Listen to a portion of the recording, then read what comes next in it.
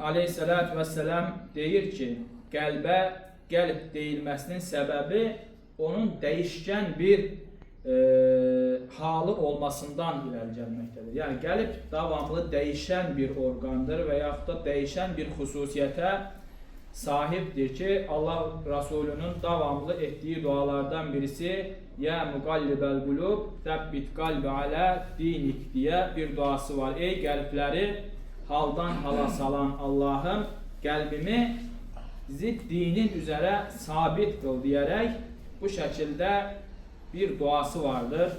Demək ki, insan hər daim sabit dura bilməsi üçün, iman, İslam üzərə dura bilməsi üçün Allah'ın da yardımına möhtacdır, yardımına ehtiyacı vardır. İnsan tək başına qaldığı zaman nəfsdir, şeytandır və cəmiyyətdən, xaricdən gələn mənfi təsirlər qəlbi mənfi yönə, günaha meyl etdirməkdədir, onu doğru yoldan uzaqlaşdırmaqdadır.